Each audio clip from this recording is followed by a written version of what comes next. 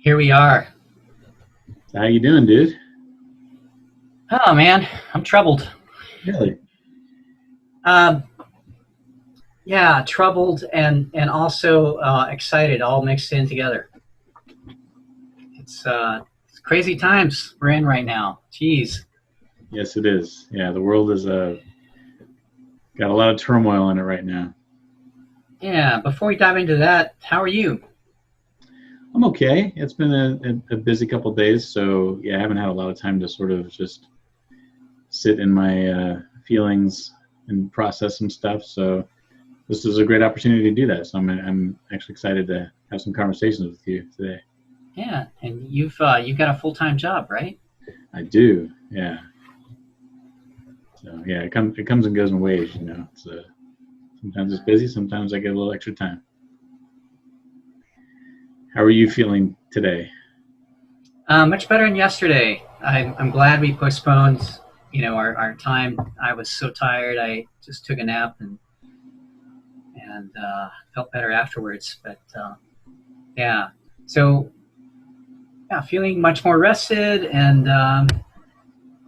yeah, like I said, troubled. Just when I watch the news, actually, I don't watch the news. I get it online, and Right. there's just a lot going on. Yeah, more immediately, I posted. There's one of those sign my petition kind of things on proposing NVC, nonviolent communication training for the police force. Wow. And I thought it was kind of a no-brainer, but one of my friends posted some discomfort around that, and Yeah. so something around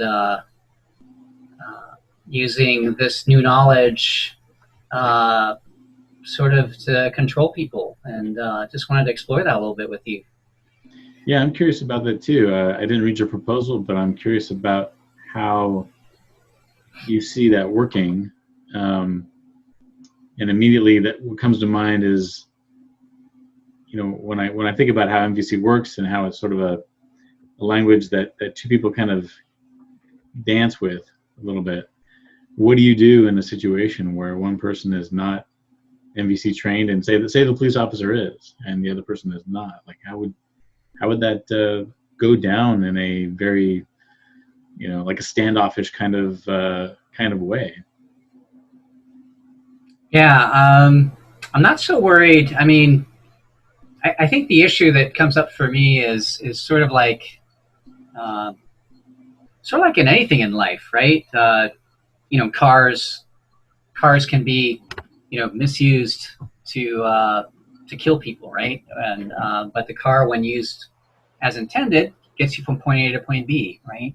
Yeah. And and I would say that NVC viewed as a strategy is a similar kind of thing.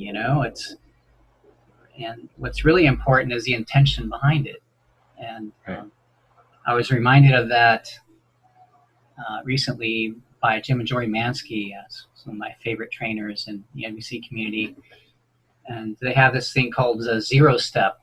Mm. It's the steps you take before you practice NVC, and it's really a reminder of what Marshall used to talk about. The intention behind NVC is around compassionate giving and receiving.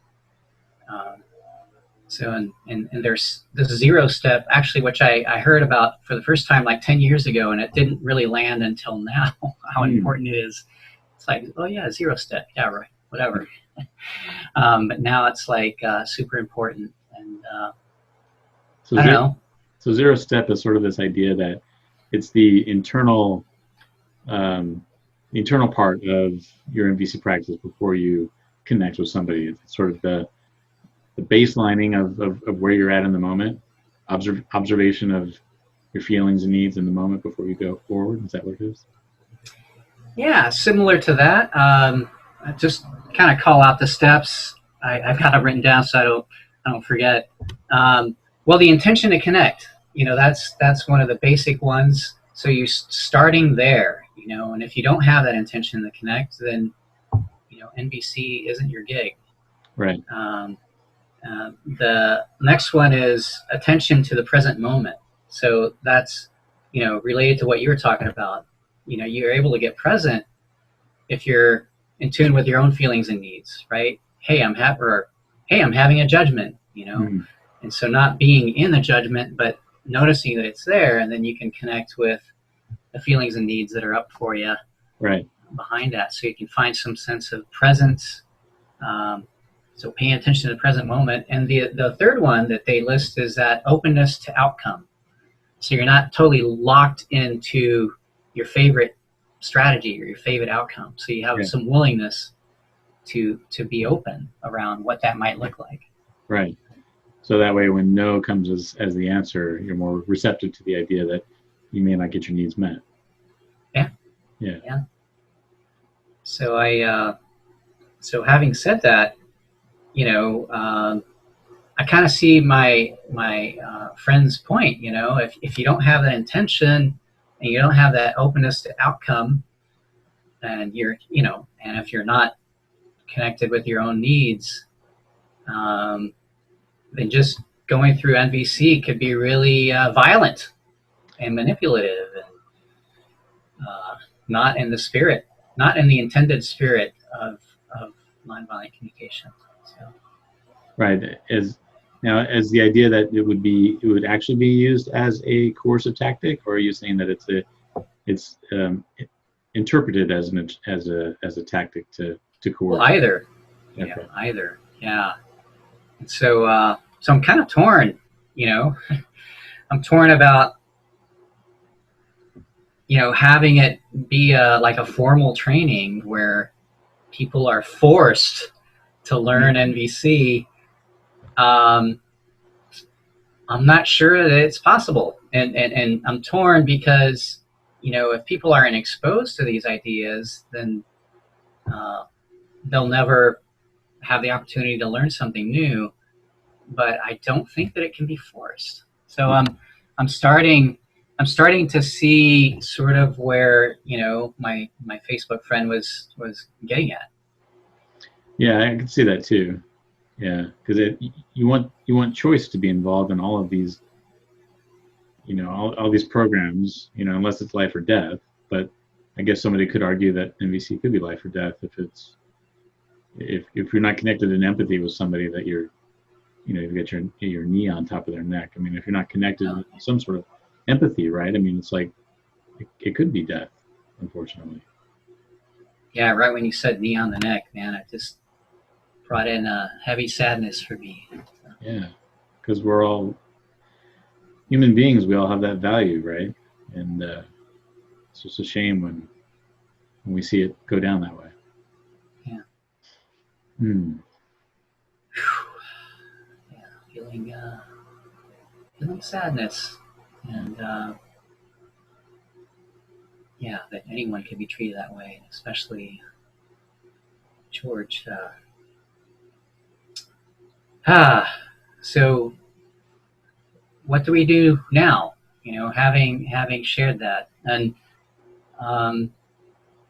so as I'm sort of talking with you out loud, I haven't rehearsed this, and it seems that training could be part of comprehensive policing or community policing or something, if the people that are part of the force sort of are bought into the whole philosophy of hey, this is we're going to value the conversation. Most interactions with police aren't life-threatening, and they're just little nuisance things. So usually conversations can handle that. So it seems like if that subset of the people that enjoy this kind of work, if they resonate with the intentions that we're talking about, then NVC training could be helpful. Yeah, I agree. I can see that, like you said, it's for a little more minor offenses, like say shoplifting or something, you might be able to connect with the person as to what needs are being met by stealing in this moment. Like, are you are some needs not being met for you, and that's why you feel like this is a last resort. Connecting with that person in empathy rather than tackling them down and putting them in handcuffs. I mean, there could be something there. Oh yeah, absolutely. Well, there would have to be some shared agreements around that. The whole community needs to come together, and maybe again laws become more of shared agreements that we have to how we're going to agree to live together, and provide goods and services, and hey, if it's anyway, we're getting into deep waters there when it comes to our social contract with each other, but right. But yeah, specifically for this justice thing, yeah, wondering if yeah, I guess let's just keep going, right? So Marshall does talk about this concept of protective use of force, right? And you familiar with with that concept? Yeah, it's the idea that as much as you want to give people choice, sometimes for their own protection, you might have to jump in, like say, grabbing a child from the middle of the road and oncoming traffic and grabbing them to safety. Like they're protecting the child from their own bad choice, basically. So does that pretty much? Yeah, absolutely. And when we talk about protective use of force, like let's say someone owns a shop, and we're talking ideal situation, right? But let's say someone's about to, I don't know, throw a rock at a shop owner. So somehow stopping that action in order to restore some kind of balance and a conversation, so to allow for a conversation to take place. And so some force could be applied there just to restore balance and dignity, and to have the conversation about, well, why do you want to throw a rock, and which brings up this huge collective societal pain that's being expressed right now. Yeah. And which is why I think there needs to be some kind of spaces for people to be heard and to have their needs acknowledged. Right. I've been talking a lot. Yeah. How does this land for you to hear this? It's an interesting idea, and I've thought a lot about this before. Just wondering how how this would work. How could we possibly inject more conversations into a world that is full of reaction and response, right? I mean, this is we're not having good conversations for the most part, as a society. I'm constantly thinking about like how can we have good conversation when everything's sort of the opposite of nonviolent communication, right? We're getting everything's a lot of criticism, a lot of judgment, a lot of anger and hatred and frustration. Yeah. A lot of bullets, a lot of tear gas, rocks, bottles, and fires. Yeah. Yeah, that's not the world I want to live in. And, right. So what can we do to facilitate more dialogue? And I guess that's the place where nonviolent communication can help. Yeah. And again, the consciousness, that intention to connect and listen, to find win-win strategies. And that's the $1 million question, right? Because when you've got people that are in the moment, their emotions are high, whatever the hormones are high, and they have this aggression, they want to get this out of their system.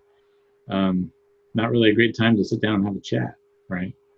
Yeah, maybe not. And it occurs to me that the people with this position of power, whatever we call it, police, community security, or whatever it is that it ends up being in different cities, it seems to be a higher responsibility placed on them because of the trust given to them by the community and the responsibility to enforce the agreements that we have.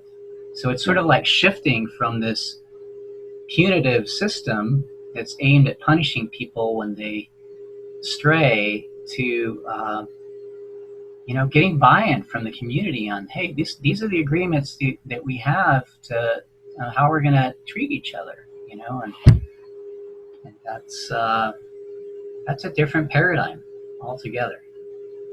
Yeah, and hoping that that they have the skills to be able to have that dialogue and almost re-up the agreement, right? Like say, okay, yeah, you strayed, and there may be some punishment, but can we get back to the 0 step, right? And start over, and make the agreements again, and say, yeah, I agree to respect my neighbor's property, or I agree to not break things that don't belong to me. No vandalism. It's like, what are the agreements, and can we all come back and start over? But I think some of the issue is, especially with the fact that we have both sides, is that if one side backs down, it may seem like a moment of weakness for the other side to dominate. And yeah, this sort of balance of power happening thing back and forth, which is, I don't see that ever ending, unfortunately. this is a juicy topic: power and restorative justice. This is probably a good point to pause. Yeah. But I want to talk about this some more. So let's, on our next episode of Dudes, we can get into it some more. Yeah. All right. All right. So till next time. Thanks, James.